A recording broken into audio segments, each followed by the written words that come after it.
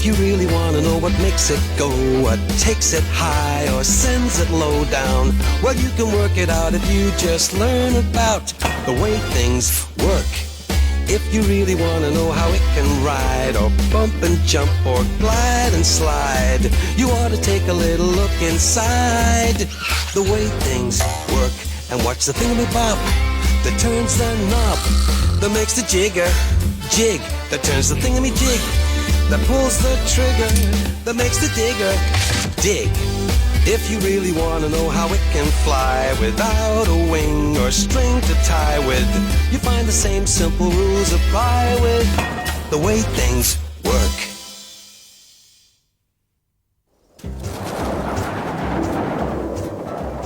Better tie him up here, Frank. Don't want him wandering all over the place. At least there's plenty of rope so he can get to the water trough if he's thirsty. Good.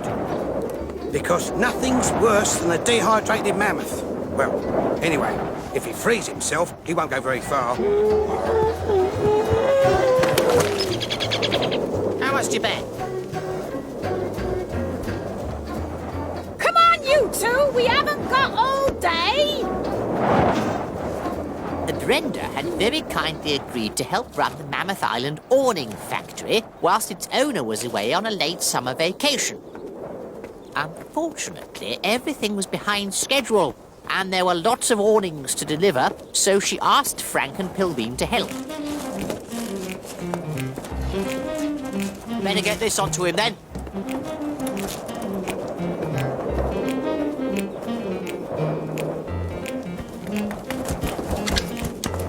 Steady, old boy.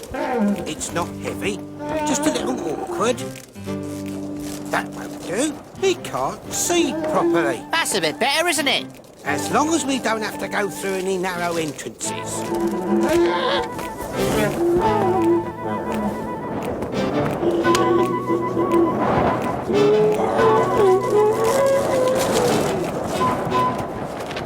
Haven't you two forgotten something? What's that, Brenda? All that paperwork you need to sign before you deliver anything. Can't see why we have to fill in quite so many forms just to deliver one awning.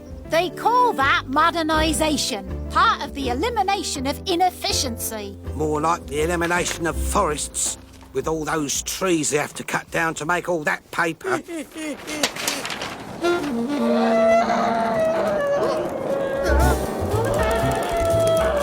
Where's our mammoth gone? He's run away.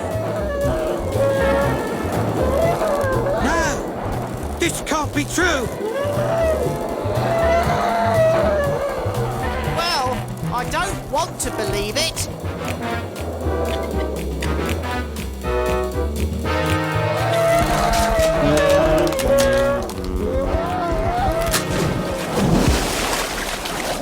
I thought mammoths couldn't fly. I understand. Yeah, when the wind blew, the mammoth flew. And when the wind dropped, the mammoth plopped into the pond. The strong gust of wind had turned the mammoth and the awning into a kite. A kite can only fly when there is enough wind. Then its string holds it so that it deflects the wind downwards. The wind provides the force for the flight. It exerts a reaction that balances the pull of the string and the weight of the kite to support the kite in the air. What have you two been doing to that poor mammoth? Yeah, it's all wet and miserable. We were trying to deliver an awning. And the mammoth sort of took off. And then came down again. Splash! You mean it was flying? What a great way to deliver things. Hey! What have you done to that awning? The mammoth had a bit of an accident. And it got all wet. That's why it's soggy and warped. Well, next time, you make sure that you wrap it up good and tight, so as to keep it dry. Brenda, without realising it, had come up with a great idea. If the awning were wrapped up too tight, it would become curved, so that the exterior would look rather like this shape, which we call an aerofoil. When flying, the air passing above the wing has further to travel than the air passing beneath. Ha! This lowers the air pressure above the wing, which forces it upwards. The force is called lift. That's got a bit of a curve, hasn't it? You must have wrapped it up too tight. Rather it was wrapped up too tight than get all wet and warped again.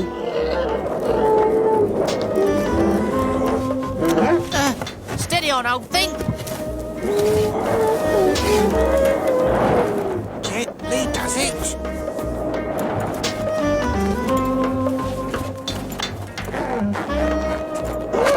There you are. You'll be able to see where you're going with these. That'll stop your eyes watering when you go fast. Look out! He's taking off! Oh, I'll get you. Whoa! Oh! Oh, missed.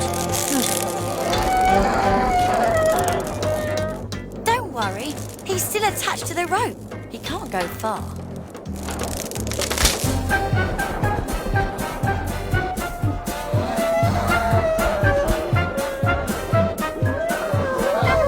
He can now. We're gonna lose our mammoth! No! Look, he's coming back! He's flying all by himself. Come on! Good boy! Come back here! And have a nice snack.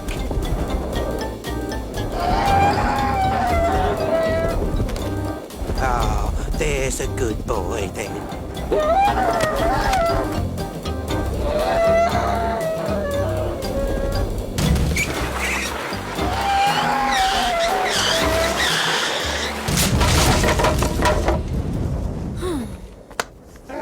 The Mammoth had flown like a glider, which is the simplest kind of winged aircraft.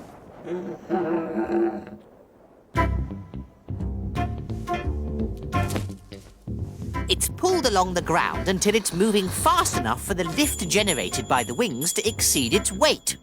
The glider then rises into the air and flies. After release from its tow rope, the glider continues to move forward as it drops slowly, pulled by a thrust force due to gravity. Friction with the air produces a force called drag that acts to hold the glider back. These two pairs of opposing forces, lift and weight, thrust and drag, act on all aircraft. Pillbeam! Frank!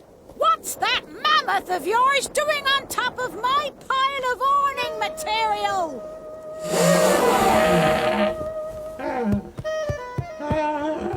It was around this time that I began to take a profound interest in the progress of mammoth flight and the islanders' ingenious approach to it. Come on, you can do it. Just give it another try, now that you're rested. We'll soon have you airborne, old thing. Okay, Troy, it's time to pedal.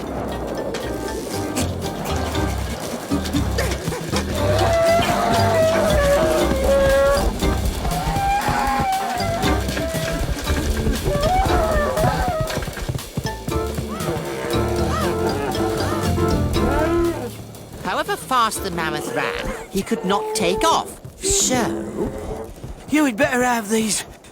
You've deserved them.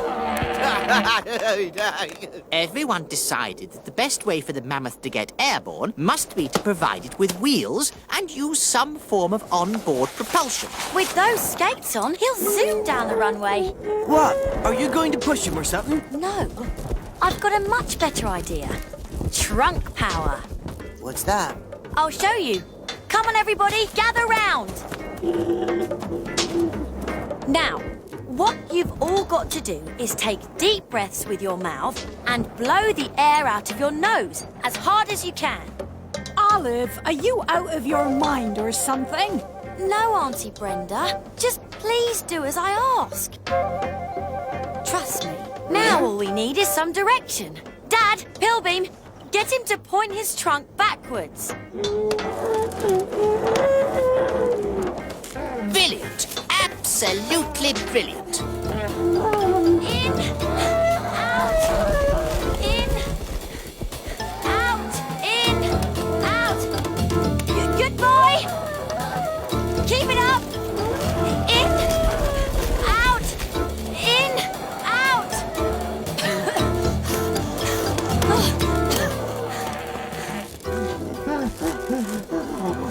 But however hard he tried, the mammoth's breath was never going to accelerate him to the speed at which he would soar into the air. There was just not enough lift. What a shame.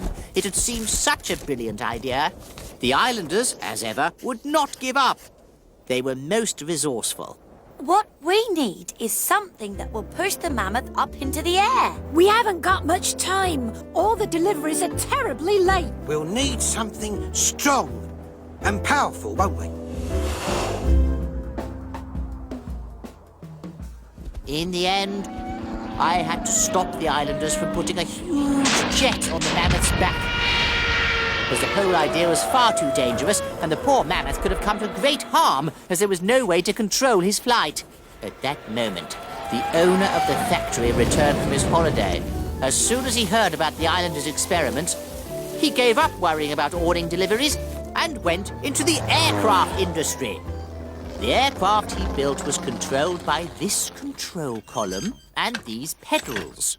Pull the column back, you see, and the elevators on the tail deflect the airflow so that the tail drops and the nose rises, so the aircraft climbs. Conversely, you push the column forwards and the airflow makes the tail rise and the nose drop and the aircraft dives. Press the pedals to one side and the rudder deflects the airflow, causing the aircraft to turn. Whilst doing this, it is necessary to push the column to the side to roll the aircraft so that it turns smoothly.